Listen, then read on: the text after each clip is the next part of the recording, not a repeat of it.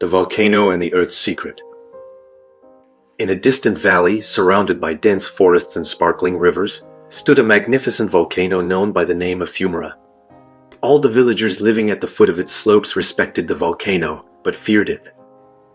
They said Fumara had been asleep for centuries. Sometimes he'd puff out a little smoke here and there to show he was still alive. A young boy named Theo, curious and fearless, spent his days exploring the area around him. He loved watching the birds, the rivers, and the rocks with their strange shapes. But what fascinated him the most was crazy old Mara. He dreamed of finding out what the volcano was hiding and, most of all, why the whole village feared it so much. One morning, Theo decided to climb up the volcano. The climb was long and really tiring. After a few hours, he came upon an old wooden bridge spanning a roaring river. The bridge looked fragile and creaked with every single step. I need to move slowly, thought Theo. He first set one foot on a plank, then the other, moving forward carefully with each creak beneath him.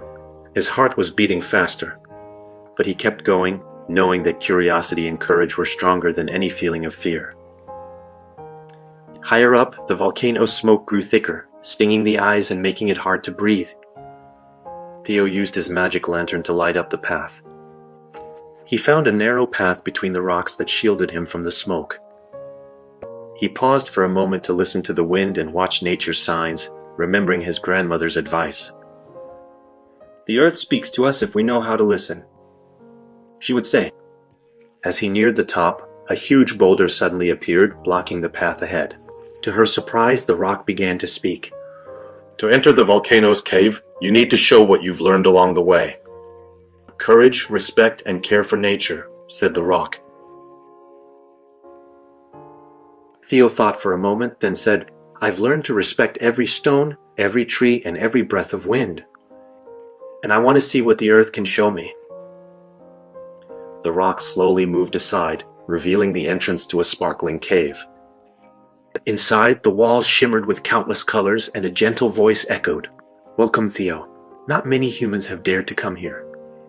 The earth holds an ancient secret, a treasure that only curious and respectful hearts are able to see." The voice came from deep within the earth. She explained that Fumara was more than just a volcano. It was a guardian of nature and its wonders. In the middle of the cave, a glowing crystal rested on a pedestal. Theo touched the crystal and was wrapped in radiant light. He saw the rivers dance, the forests sing with the wind, and the mountains lean down to shelter the valley. He saw animals and plants communicating with each other, each playing a part in maintaining life's balance. He then realized that the true secret of the earth wasn't an object or material treasure, but rather the harmony and wisdom of nature.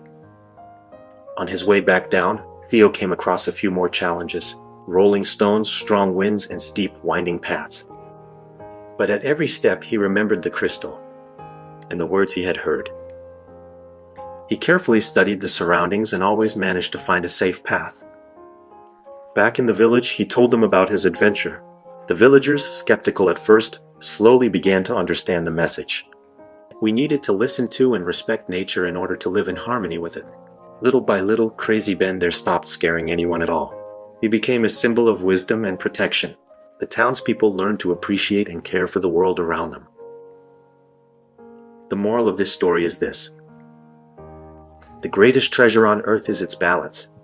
To keep it safe, all we need to do is listen, respect, and protect the world around us.